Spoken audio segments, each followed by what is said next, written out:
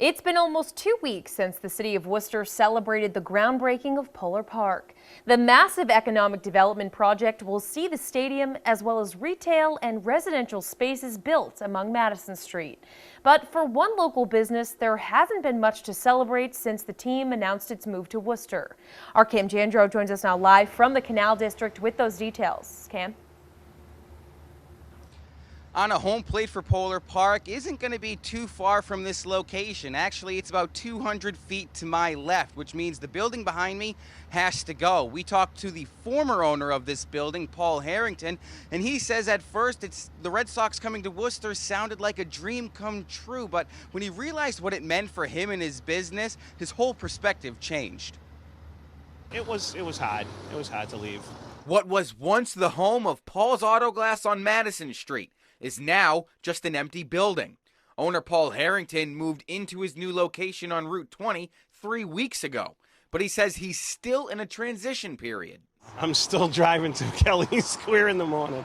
My truck is programmed. I have to get probably almost into Kelley Square before I realize I gotta go to Route 20. Harrington had to leave his building after 23 years so the city can build a new home for the Pawtucket Red Sox. Harrington says he was excited when the team announced they were coming to the city, but having to leave Kelley Square changed his feelings. I got to know everybody in the Canal District, good people, and when you're in there, they embrace you, you're part of the family down there. Paul's Auto Glass is one of nearly a dozen properties the city needs for the new AAA ballpark. City manager Ed Augustus says it's never easy to ask someone to move.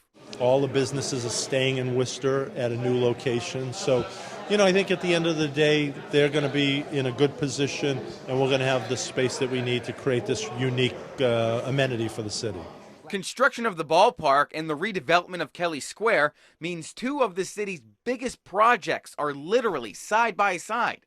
Both are on a timeline to begin this fall, and Harrington says moving to a new location may be a blessing in disguise. The construction with the Paw Sox and the development of this peanut thing going on, it's going to be an absolute crazy place to be.